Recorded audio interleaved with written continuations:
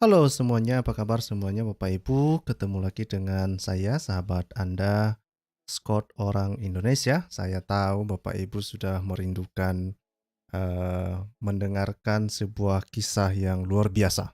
Nah, ya kisah dongeng lah kira-kira gitu ya. Nah, dan kali ini kita akan melihat beberapa literatur dari Islam sendiri ya yang menceritakan tentang dongeng cincin Sulaiman ini ya. Menariknya kenapa ini sebetulnya kita bilang dongeng ya. Tadi saya mengecek beberapa informasi mengenai mengenai kisah cincin Sulaiman ini. Ini sebetulnya sudah diketahui bahwa ini berkembang pada abad keempat ya sebetulnya. Dan itu ada di dalam literatur-literatur Yahudi. Nah, kalau kita lihat nanti di website misalnya di sefaria.org, misalnya, itu juga disebutkan tentang kisah Sulaiman ini ya, yang memiliki cincin, yang punya kekuatan, ya, cincin sakti lah, cincin ajaib ya, yang dipercaya bisa melakukan sesuatu dan bahkan bisa untuk um, memerintah jin, memerintah setan untuk melakukan pembangunan, macam-macam lah ya, macam-macam. Dan ini sebetulnya nanti kita akan lihat paralelnya di dalam Al-Quran dan bagaimana para ulama menafsirkan ayat-ayat Al-Quran terkait dengan cincin ajaib Sulaiman ini ya. Dan kita akan melihatnya, saya berharap nanti Muslim akan memberikan tanggapannya dengan ini dan kita lihat ya, pertanyaannya sederhana, pertanyaannya sederhana, bagaimana kisah dongeng orang Yahudi ini bisa masuk di dalam Al-Quran dan dianggap sebagai wahyu dari Allah SWT. Kita akan lanjut setelah yang satu ini.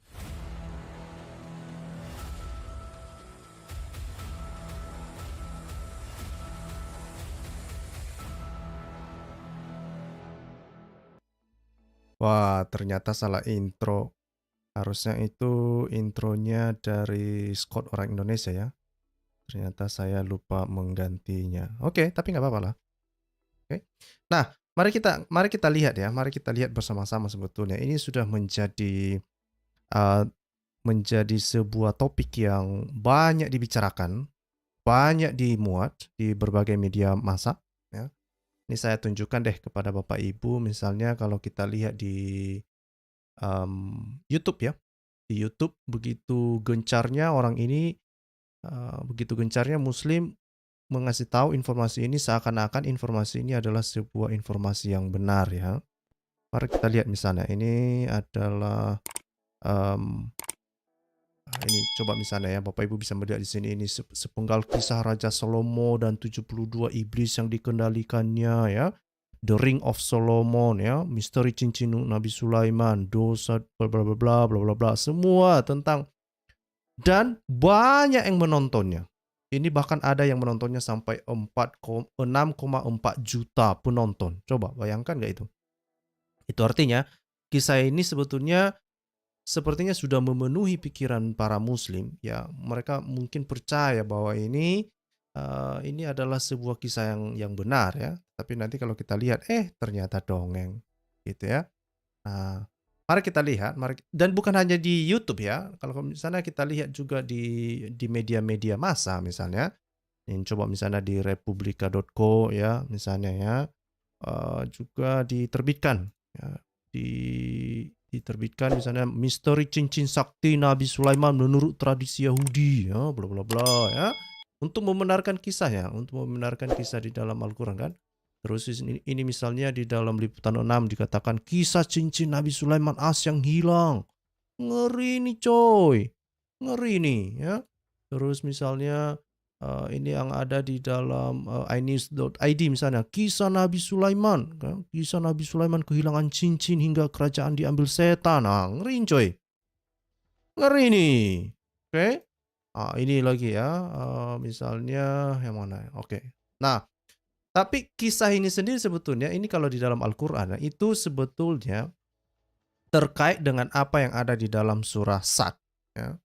Kenapa ini terkait dengan surah Sad? Kita tahunya nanti dari tafsir-tafsir yang disampaikan atau diberikan oleh para ulama-ulama Islam ya. Ini secara khusus mulai dari ayat 34 sampai 40 ya. Nah, ini kalau saya baca misalnya, dan sesungguhnya kami telah menguji Sulaiman dan kami jadikan dia tergeletak di atas kursinya sebagai tubuh yang lemah karena sakit, kemudian ia bertaubat ya. Nah, nanti beberapa pendapat ulama sebetulnya apa sih alasannya Sulaiman ini bisa bertobat gitu ya. Kemudian dikatakan, ia berkata, ya Tuhanku, ampunilah aku dan anugerahkanlah kepadaku kerajaan yang tidak dimiliki oleh seorang jua pun sesudahku, sesungguhnya engkaulah yang maha pemberi. Kemudian kami tundukkan kepadanya angin yang berhembus dengan baik menurut kemana saja yang dikehendakinya. Nah, perhatikan ini ada frase yang 36 ini. Ya, di sini kita bisa lihat bahwa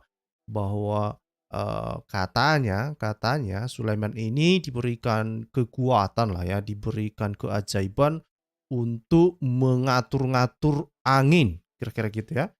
Untuk mengatur-ngatur angin, kemana angin berhembus ya, kemana saja dia mau, kira-kira gitu. Nah, terus di ayat 37, dan kami tundukkan pula kepadanya setan-setan, semuanya ahli bangunan dan penyelam. Ngerincoy. Ya, jadi Sulaiman memerintahkan setan untuk jadi ahli bangunan dan penyelam ya. 38, dan setan yang lain yang terikat dalam belenggu. Jadi baik itu yang tahanan maupun yang bukan tahanan, setan-setan itu diperintah oleh Sulaiman. Ngeri nih coy. Ngeri nih. 39 ya. Inilah anugerah kami, maka berikanlah kepada orang lain atau tahanlah untuk dirimu sendiri dengan tiada bertanggung jawab. 40 dibilang, dan sesungguhnya dia mempunyai kedudukan yang dekat pada sisi kami dan tempat kembali yang baik. Oke. Sebelum kita melihat tafsir para ulama, mari kita lihat dulu dari mana kisah-kisah ini sebetulnya ada ya. Kalau kita langsung saja lah ya, kita langsung saja misalnya misalnya ini ya, dari Sefaria lah misalnya. Bapak Ibu bisa melihat di situ itu Legend of the Zeus. Namanya aja udah legend ya, Legends of the Zeus ya. Ya, Bapak Ibu bisa melihat langsung di situ kan, kelihatan kan? Legend. Ini legend itu artinya ya legenda, dongeng ya. Namanya aja udah langsung dikasih dongeng, nggak ada pilihan lain, udah langsung dongeng ya. Nah, di dalam dongeng ini diceritakan bagaimana misalnya Sulaiman itu ya. Sulaiman itu memiliki sebuah cincin ajaib ya. Memiliki sebuah cincin ajaib ya. Ini misalnya kalau kita baca di sini. After some time Solomon received a letter from Adares, the king of Arabia. He begged the Jewish king to deliver his land from an evil spirit who was doing great mischief and who could not be caught and made harmless because he appeared in form of wind. Solomon gave his magic ring. Nah, ini coy, dia punya cincin ajaib, and a leather bottle to one of his slave and send him into Arabia. Ngeri coy. Ya, ngeri nih ya, dikirimnya sampai ke Arabia sana coy. Ya, dan bla bla bla dan bla bla bla. Saya akan mencarikan terjemahannya sebentar. Saya carikan dulu terjemahannya ya sebentar. Oke.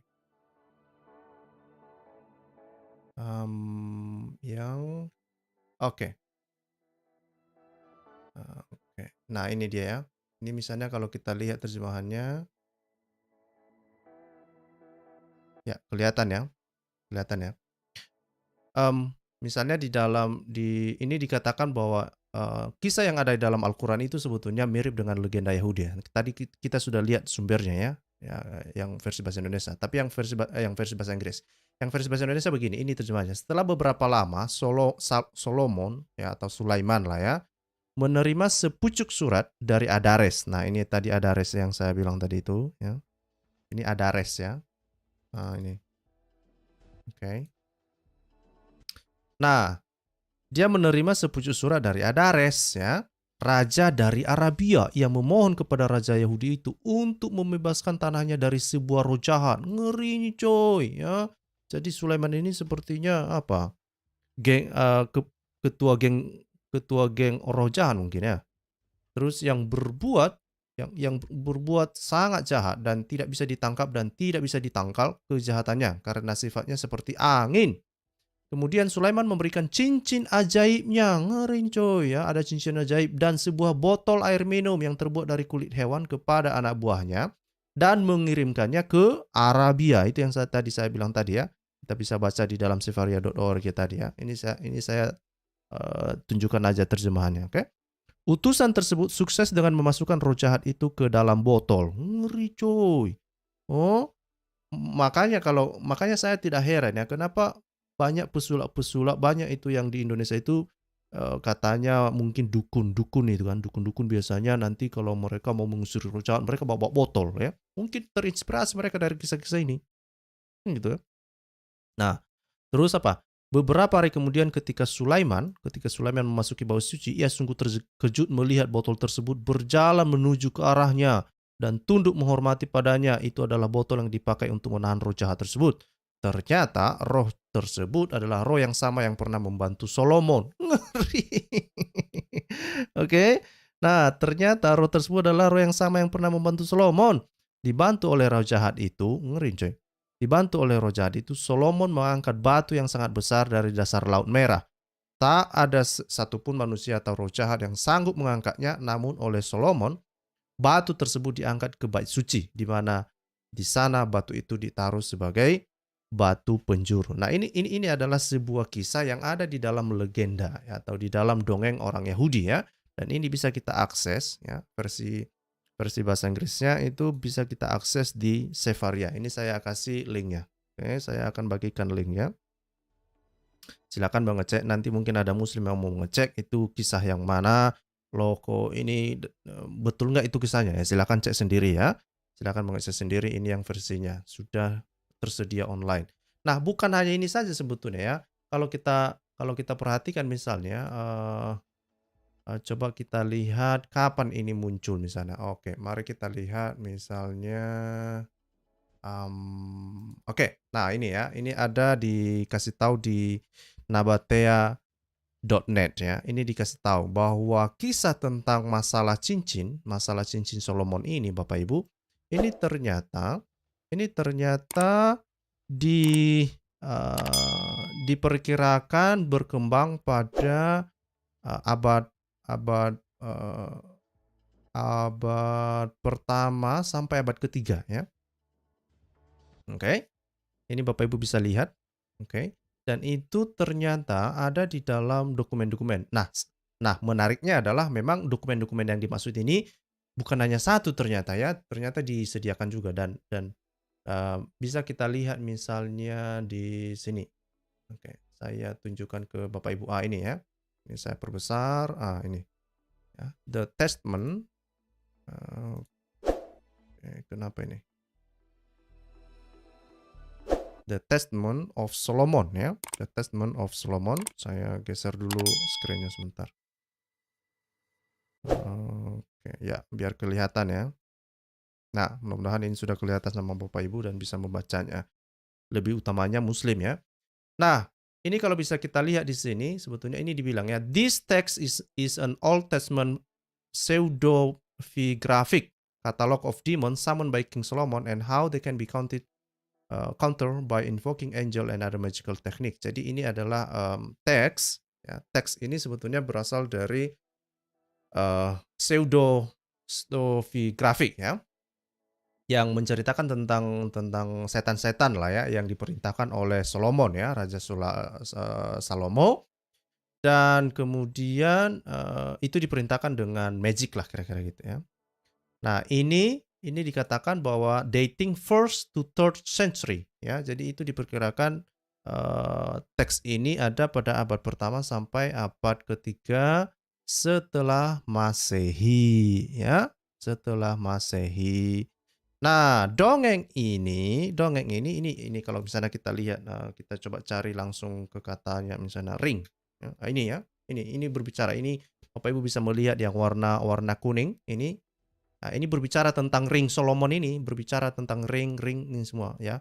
Dan yang mana ring atau cincinnya Solomon ini memiliki kekuatan ajaib yang bisa mengontrol angin, mengontrol setan, mengontrol ya pokoknya memiliki kekuatan gaib lah, ngeri lah pokoknya. Oke. Nah, dan bukan hanya itu, misalnya kalau kita lihat lagi literatur yang lain ya, ini misalnya juga kita bisa lihat di dalam ini dikatakan ya early Jewish writings ya. Nah, ini sama juga ya, dikatakan bahwa ini berasal dari abad pertama sampai abad ketiga setelah Masehi. Sama juga kalau misalnya kita lihat, kita cari kata ring, ini kita bisa lihat ya bahwa ini dikatakan ya, eh, dikatakan tentang tentang kekuatan ring ini ya. Nah, jadi Muslim sekali lagi bagaimana hal ini bisa dipercaya dan menjadi sesuatu yang dipercaya oleh para Muslim ya, yang menjadi inspirasi Al-Qur'an ya, terutama yang Al-Qur'an yang surah 38 mulai dari ayat 34 sampai 40 ini. Saya kurang tahu kenapa bisa seperti itu kalian mempercayainya. Kenapa kalian mempercayai dongeng orang Yahudi? Ada apa dengan kalian ini? Ya, ada apa dengan kalian ini? Ya. Kenapa kalian percaya dongeng? Ada apa? Kenapa kalian menganggap dongeng sebagai sesuatu wahyu dari Tuhan yang benar? Ya, memang Pak Dhani pernah ngomong ya, kalau sudah jadi masuk dalam Al-Quran, mau cerita apapun itu ya sudah dianggap jadi kebenaran. Nah, itu kalau sudah kayak gitu, ya saya juga tidak bisa ngapa-ngapain. Tapi tugasnya saya adalah membuka informasi seperti ini, menyampaikan kepada Muslim informasi-informasi seperti ini bahwa itu hanyalah sekedar dongeng, ya kan? Dongeng ya. Nah, mari kita lihat tafsir-tafsir para Muslim ya. Kita mulai dari tafsir yang terkenal lah misalnya ya. Kita mulai dari tafsir Ibnu Katsir ya. Ya. Dari mana kita bisa tahu ini tafsir Ibnu Katsir menceritakan tentang cincin ini? Nah, ini kita lihat baca bagaimana Ibnu Katsir menafsirkan ayat ini. Nah, sekali lagi Muslim, ya, perhatikan ketika kita merujuk sebuah ayat di dalam Al-Qur'anmu. Kita tidak mau menafsirkan sendiri-sendiri ya, tapi kita merujuk kepada tafsir-tafsir para ulamamu, gitu ya. Misalnya di dalam 38, oke, kita kembali ke belakang ya. Ini 34 ayat 40, coba kita sebelum itu. Oh, oke. Nah, ini ya. Mari kita baca. Ini adalah tafsirnya si Ibnu Katsir. Oke, tafsir Ibnu Katsir mulai dari ayat 34 sampai 40 dan dikatakan di sini mereka membicarakan dan bagaimana Ibnu Katsir menafsirkan ayat tersebut ya. Mari kita lihat sama-sama misalnya. Ini dikatakan oleh Ibnu Katsir. Pendapat yang sahih bahwa beliau meminta kepada Allah Ta'ala sebuah kerajaan yang tidak diberikan kepada manusia sesudahnya seperti kerajaan itu. Inilah makna yang jelas dan dalam ayat suci tersebut. Ya, Ibnu Katsir sebetulnya tidak membicarakan cincin di sini ya, tetapi dia hanya mengakui bahwa Sulaiman itu ya diberikan sebuah kerajaan lah kira-kira gitu ya, yang diterimanya dari Allah SWT ya. Nah, terus ini yang menarik di sini diceritakan. Untuk itu terdapat hadis-hadis sahih dari beberapa jalan yang berasal dari Rasulullah. Ini dari Rasulullah coy ya, dari Muhammad ini ya. Jadi kalau kamu Muslim nggak percaya kisah ini ya jangan salahkan saya, salahkan Muhammad karena Muhammad yang menceritakan ini. Diceritakan oleh Ibnu Katsir, Muhammad mengatakan atau menceritakan kisah-kisah seperti ini ya. Katakan apa? Ketika menafsirkan ayat ini, Imam Al-Bukhari meriwayatkan hadis dari Abu Hurairah bahwa Rasulullah bersabda. Nah, ini Muhammad ini coy. Sungguh malam tadi ada ifrit coy. Nah, ifrit dan dari bangsa jin melompatiku atau kalimat sejenisnya untuk menggangguku dari sholat. Lalu Allah tabaraka wa ta'ala memberiku kemampuan untuk menangkapnya dan aku ingin mengikatnya di salah satu tiang masjid. Sehingga pada pagi hari kalian semua dapat melihatnya. Lalu aku teringat perkataan saudaraku Sulaiman katanya ya. Jadi coba perhatikan di sini ya. Jadi Muhammad mengaku-ngaku ini ya. Dia mengaku-ngaku bahwa suatu malam dia itu diganggu oleh jin ifrit ya. Jin ifrit itu adalah salah satu jin terkuat di dalam Islam ya. Mereka percaya demikian. Oke. Nah, terus ketika dia diganggu oleh jin ifrit pada malam hari, sebetulnya dia sudah memiliki kekuatan diberikan oleh Allah SWT dan dia sebetulnya mampu untuk mengikat jin ifrit ini. Masalahnya adalah sepertinya dia tidak sempat mengikatnya ya. Ya namanya dia ngaku-ngaku lah ya kan. Ya, dia bilang alasannya kenapa dia nggak sempat mengikat, dia bilang ya karena dia teringat sama Sulaiman katanya ya. Sulaiman bilang begini, ya Robku ampunilah aku dan anugerahkanlah kepadaku kerajaan yang tidak dimiliki oleh seorang pun sesudahku. Raub berkata lalu dia dikembalikan ke dalam keadaan hina ya. Jadi Muhammad melepaskan jin ifrit ini ya. Tidak jadi diikatnya ya, dan itulah kenapa orang-orang pada pagi hari tidak bisa melihat jin ifrit yang diikat oleh Muhammad. Ngeri nggak itu? Ngeri coy. Ngeri coy, ya. Nabi mengikat jin coy, ngeri coy, ya. Nah, ini juga diceritakan oleh orang lain ya, misalnya, oleh Muslim, kemudian Nasai dari Subah ya.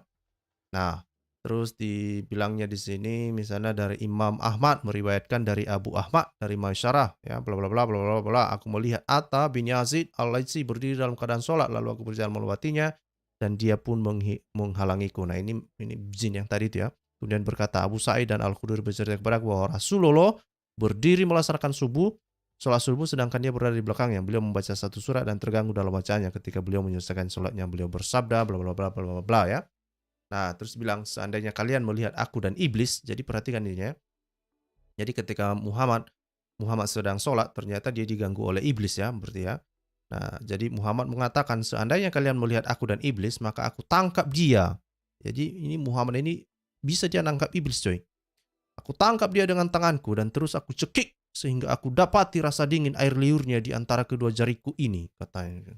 Ngeri coy. Ya. Ibu jari dan telunjuk dan seandainya bukan karena doa saudaraku Sulaiman, ini dia ngaku-ngaku saudara Sulaiman coy. Ya. Tentu sampai pagi hari terikat di salah satu tiang masjid menjadi permainan anak-anak Madinah ya.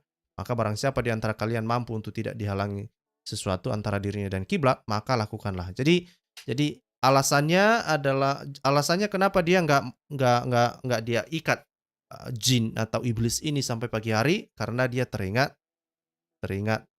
perkataan saudaranya Sulaiman katanya. Nah, ternyata Sulaiman bersaudara rupanya sama Muhammad. Suka-sukamu lah Muhammad. Kau ngaku kayak manapun terserahmu lah ya. Nah, ini kita lihat dari Ibnu Katsir sebetulnya tidak terlalu jelas bagaimana eh, kita hanya bisa melihat bagaimana Muhammad mengasosiasikan dirinya dengan Sulaiman yang memiliki kekuatan ajaib yang bisa mengendalikan jin, bisa mengendalikan iblis, bisa mengendalikan setan. Nah, itu sebetulnya poin dari Ibnu Katsir ini ya. Itu yang mau saya sampaikan kepada kita semua. Sekali lagi, Muhammad mengasosiasikan, menyamakan dirinya dengan Sulaiman, yang mana di dalam pandangannya dia pikir bahwa Sulaiman itu memiliki kekuatan ajaib yang bisa mengendalikan jin, gitu ya. Padahal kalau kita lihat di dalam perjanjian lama, di dalam perjanjian lama itu jin itu tidak dikenal ya. Tapi ya itulah namanya juga Muhammad kan gitu, ya. Nah, mari kita lihat tafsir tafsir At-Tabari deh. Kita mulai dari tafsir At-Tabari ya. Kita mulai dari At-Tabari, mulai dari ayat 34 ya. Nah, coba kita lihat sebentar. Oke. Nah, ini kalau kita lihat, ini adalah tafsirnya ya. Tafsir, ini saya tunjukkan dulu kepada Muslim, tafsir tentang ayat apa dulu ya kan? Oke. Oke. Ini ya. Mulai dari bahkan itu menjadi bagian dari tafsir surah An-Naml ya. Ayat 20 surah 27 mulai dari ayat 81 sampai 82 itu juga cincin Sulaiman ini disinggung. Oke, sebelum kita lanjut saya tunjukkan dulu bukunya sama Muslim ya. Nanti mereka pikir ini ecek-ecek pula kan. Nah, ini ya, tafsir At-Tabari. Oke, tafsir At-Tabari. Jadi ini bukan tafsirnya saya ya. Sekali lagi, Muslim kita menghargai tafsir kalian ya. Cuma ya itulah kualitas tafsir kalian itu menceritakan demikian. Coba perhatikan ini ya. Dikatakan bahwa Al-Qasim menceritakan kepada kami berkata bla bla bla bla bla. Ya, kemudian Rasulullah bersabda, binatang itu keluar ya. Binatang itu keluar bersamanya ada cincin Sulaiman dan tongkat Musa. Ia jadikan wajah orang beriman percaya dengan tongkat Musa dan dia cap hidung orang kafir dengan cincin Sulaiman. Jadi sebetulnya Muhammad menceritakan apa yang bisa dilakukan oleh setan yang telah berhasil mengambil ya menggunakan cincinnya Sulaiman ya. Nah, dari mana kita bisa lihat nanti lebih jelas tentang cincin Sulaiman ya. Mari kita lihat sama-sama Bapak Ibu. Misalnya itu bisa kita lihat di dalam tafsir Al-Qurtubi ya. Dalam Al-Qurtubi. Nah, silakan Muslim silakan lihat judulnya ya, Tafsir Al-Qurtubi ya. Dalam tafsir Al-Qurtubi volume 15 atau jilid 15 itu mari kita cari langsung kata cincin ya. Kalau kita lihat ini perhatikan di sana ya. Ini adalah tafsir dari ayat coba. Nah, ini tafsir dari ayat 38. Coba ini ya. Ayat 38 mulai dari ayat 34 sampai 40 itu ya. Saya sudah blok itu. Oke? Ya, thank you Pak Wiwin ya. Ada ini ya. Ini tentang cincin Sulaiman di akhir zaman. Oke. Nah, jadi apa yang dikatakan oleh tafsir-tafsir ini? Mari kita lihat. Mari kita lihat coy. Ya, mari kita lihat ya. Ini kalau kita lihat di sini. Nah, ini dikatakan Ibnu Abbas berkata. Ya, Ibnu Abbas ini bukan orang ecek-ecek ini. Ya. Sakhir bin Umair ini setan yang durhaka katanya. Sakir bin Umair ini setan yang durhaka. Jadi namanya itu Sakir ya, Sakir. Ya. Makanya Muslim jangan kasih nama anakmu Sakir ya. Nanti itu adalah nama setan yang durhaka katanya. Ngeri coy. Oke. Semua setan tidak mampu mengalahkannya. Ya. Terus pada sebuah kesempatan Sakir bin Umair berhasil mencuri cincin Sulaiman AS. Jadi ini berbicara tentang cincin. Ya, sama seperti yang ada di dalam dongeng orang Yahudi tadi. Ini berbicara tentang cincin Sulaiman. Oke? Jadi Muslim tidak bisa bilang itu doif, itu nggak benar itu. Ini ulamamu menerjemahkannya demikian, ulamamu menafsirkan demikian ya. Shakira, oh enggak lah, Shakira itu mah artis cantik lah ya. Terus dibilang, penyebabnya Sulaiman AS tidak memasuki kamar kecil dengan mengenakan cincinnya. Ngeri nih coy. Ya, itu alasannya. Jadi ketika Sulaiman mau masuk kamar mandi, dia lepaskan cincinnya dulu. Makanya cincin itu bisa dicuri oleh si jin itu ya, cincinnya, si Sakir dicuri oleh si Sakir ini ya. Setan yang durhaka ini. Oke. Nah, saat Sulaiman AS berada di kamar kecil, Sakir bin Umair datang mencuri cincinnya yang berada pada genggaman salah seorang istrinya yang bernama Al-Aminiyah ya.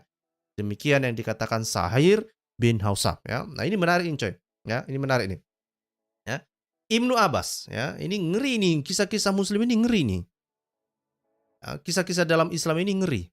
Ibnu Abbas dan Ibnu Jubair berkata, nama istrinya tersebut adalah Jaradah. Ini perhatikan coy, selama 40 hari Sakir, jadi setan itu selama 40 hari menguasai kerajaan Sulaiman. Ngeri ya. 40 hari coy. Kenapa 40 hari? Saya nggak tahu. Sementara Sulaiman AS melarikan diri. Jadi Sulaiman nggak ada di istananya. Hingga akhirnya Alu SWT mengembalikan cincin dan kerajaannya kepadanya. Ya kan? Coba perhatikan, 40 hari, 40 hari, ya nggak ada yang tahu bahwa itu bukan Sulaiman. Ternyata itu hanyalah si Sakir ya. Dia telah mengambil cincin Sulaiman. Nah ini makin ngeri ini kisahnya nanti. Kita lihat di sini. Sa'id bin Al-Musayyib berkata, Sulaiman telah menyimpan cincinnya di bawah kasurnya. Setan mencurinya dari bawahnya. Nah yang mana yang betul ini saya nggak tahu. Tadi dibilang dari tangannya istrinya Sulaiman. Terus ada lagi pendapat dibilang itu di bawah kasurnya. Suka-suka mula ya kan. Namanya juga tafsir Islam. Mau bilang apa kita? Ya kan? Jangankan kisah ini yang mau digombal-gambulkan ya kan. Tafsir ayat Alkitab aja mereka gombal-gambulkan. Apalagi yang ini ya kan. Terus bilang, Mujahid berkata, ini semakin seru ini. Setan merampasnya dari tangan Sulaiman AS. Nah, tadi kan dari tangan istrinya. Sekarang dari tangan Sulaiman. Yang mana yang betul? Nggak tahu saya. Suka-sukamu saja, ya. Sebab Sulaiman AS bertanya kepadanya dan nama setan tersebut adalah Asif. Nama tadi yang pertama itu Sakir ya. Sekarang namanya jadi Asif. Nah, ngeri nih. Ya, bagaimana cara kamu menyesatkan manusia? Asif menjawab, berikan kepadaku cincinmu dan aku akan memberitahukan caranya. Sulaiman AS mencopot cincinnya dan memberikannya kepada Asif. Nah, sekarang bukan dicuri ya. Ternyata apa? Dikasih ya. Dikasih dengan sukarela oleh Sulaiman. Yang mana yang betul? Suka-suka kalian saja ya. Setelah mendapatkannya, Asif duduk dan kursi Sulaiman dan dengan jasad yang menyerupai Sulaiman. Nah, perhatikan ini. Jadi si Asif ini ya berubah wujudnya mirip seperti Sulaiman.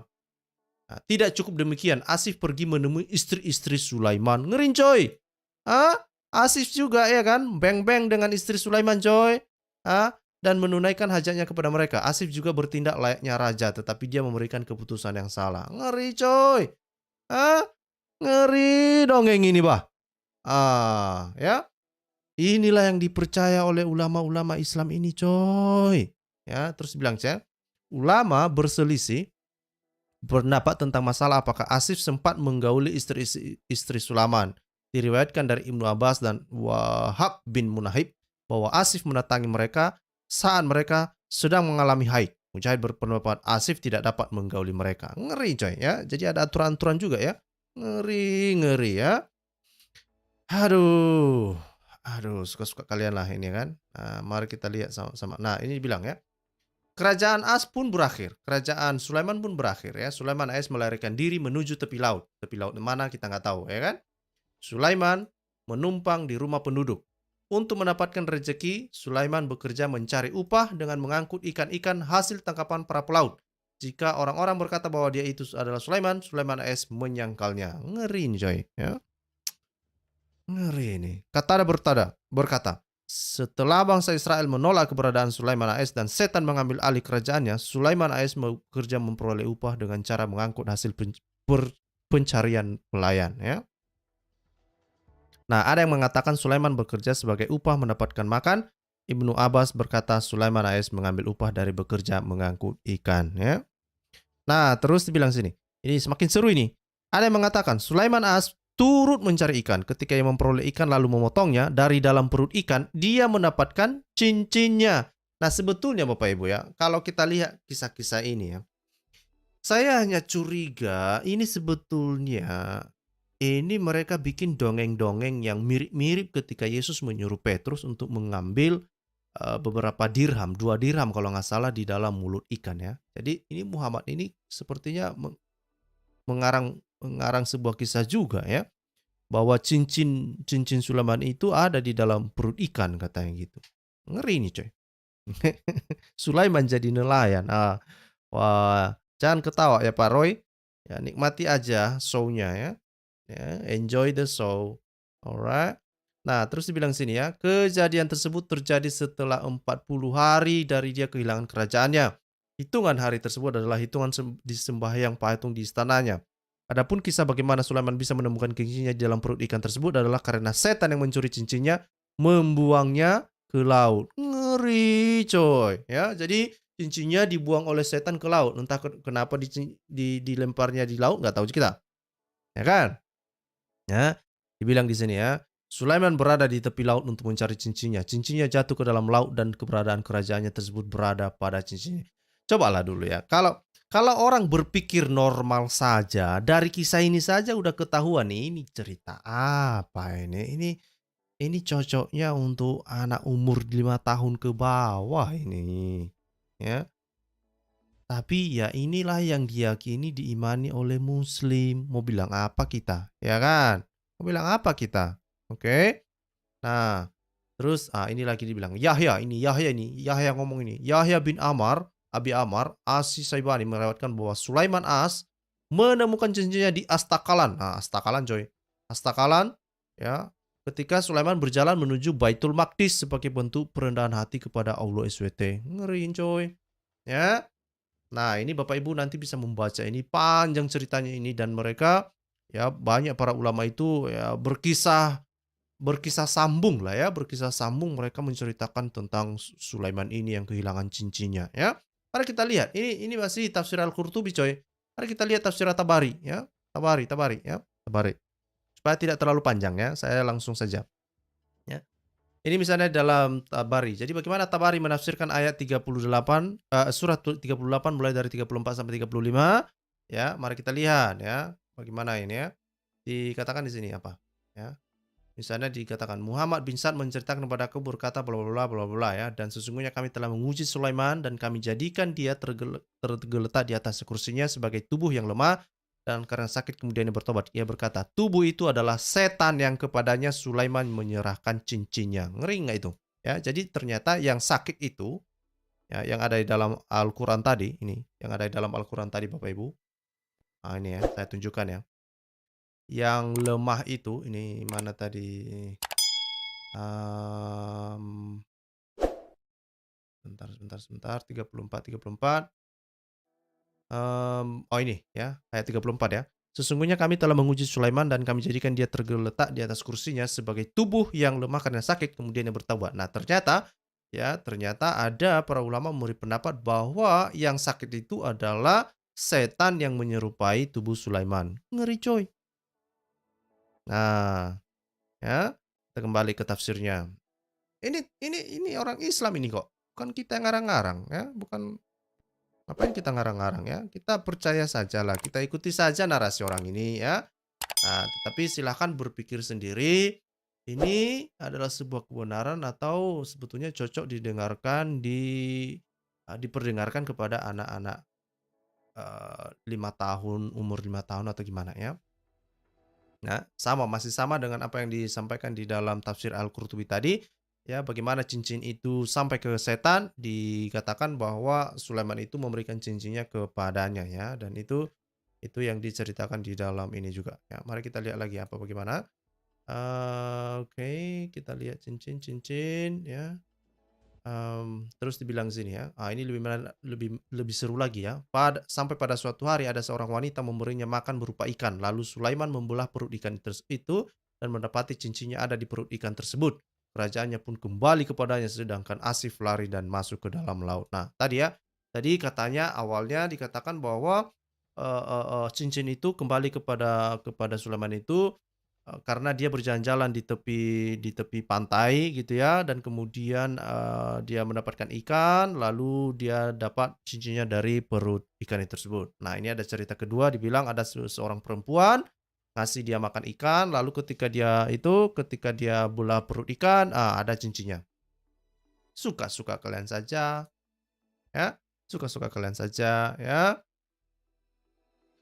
Nah, terus, inilah panjang ceritanya mengenai cincin-cincin ini ya. Nah, panjang. Ini dikatakan, apabila Sulaiman ingin masuk kamar mandi, ia tidak masuk dengan membawa cincinnya. Pada suatu hari ia pergi ke kamar mandi, dan setan yang bernama Sakir ada bersamanya. Dan itu terjadi ketika salah seorang istri yang berbuat dosa. Oh, ngeri coy. Sulaiman masuk kamar mandi dan memberikan cincinnya itu kepada setan tersebut. Setan itu lalu melemparkan cincin Sulaiman ke laut. Lalu cincinnya itu ditelan oleh seekor ikan. Maka kerajaan Sulaiman terampas darinya. Setan itu lalu menjelma dalam wujud Sulaiman. Ia datang dan duduk di atas singgasana Sulaiman serta menguasai seluruh kerajaan Sulaiman selain istrinya. Ia memutuskan perkara di antara mereka dan mereka tidak mengenali hal-hal yang menjadi kebiasaan Sulaiman sehingga mereka berkata, Nabi Sulaiman telah terkena fitnah. Ya. Nah, kita sudah tahu bagaimana ayat Al-Qur'an ini ya.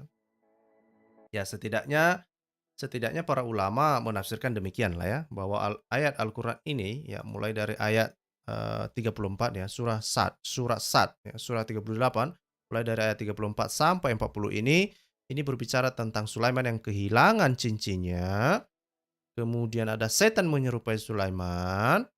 Ya, dan ternyata cincin itu memiliki kekuatan yang bisa mengendalikan jin, ya. Nah, ternyata itu hanyalah sebuah dongeng saja. Dongeng, dongeng, dongeng belaka saja. Oke? Itu hanyalah dongeng belaka saja dan itu bisa kita lihat di dalam berbagai kisah-kisah Islam ini ya melalui tafsiran para ulama Islam ya, ulama Islam. Nah, ini kita bisa lihat bagaimana ini diceritakan. Ini sepertinya seru sekali dalam dunia Islam ini ya. Makanya pantas saja nanti kalau kita misalnya lihat ya, kita cari misalnya di internet ya, cincin ajaib Sulaiman, itu banyak sekali internetnya. Banyak sekali artikelnya itu. Banyak sekali, ya. Banyak sekali. Nah, mungkin ini ya kebiasaan mereka memang ya, mungkin kebiasaan orang Islam ini memang suka sekali mereka mendengarkan dongeng, ya suka-sukamu lah, ya kan. Kalau kamu percaya bahwa dongeng adalah sebuah wahyu, ya silahkan juga, nggak ada yang melarang. Cuma yang kita pertanyakan adalah mengapa sebuah dongeng ya dianggap sebuah kebenaran dan masuk bagian dari Al-Quran itu sendiri, ya. Bagaimana hal itu bisa terjadi, ya. Mungkin ada muslim yang baru datang, silakan ini adalah misalnya informasi tentang dongeng itu yang berkembang pada abad pertama sampai abad ketiga ya. Ya, ini ya, diceritakan tentang cincin Solomon itu dan Bapak Ibu bisa mengeceknya nanti, ya. Silakan. Oh, ini saya bagikan link dia. Ya, saya bagikan linknya supaya nanti muslim bisa mengeceknya untuk dirinya sendiri, supaya dia mikir-mikir apakah dia akan terus mempercayai dongeng atau dia akan memikirkan, untuk mencari kebenaran yang sebenarnya gitu ya. Saya sudah bagikan link Bapak Ibu, kalau ada Bapak Ibu yang berkenan untuk bergabung untuk diskusi-diskusi, atau saya ada yang terlewatkan, atau ada teman-teman muslim yang mau membela bahwa kisah Sulaiman ini bukanlah dongeng. Cincin Sulaiman itu bukan dongeng. Ya, silakan juga ya. Silakan buktikan bahwa itu bukan dongeng. Saya menunggu teman-teman muslim, mana tahu ada yang bisa memberikan kita pencerahan lebih mantap lagi bahwa itu bukanlah sebuah dongeng tapi sebuah kebenaran. Hayo muslim, ditunggu.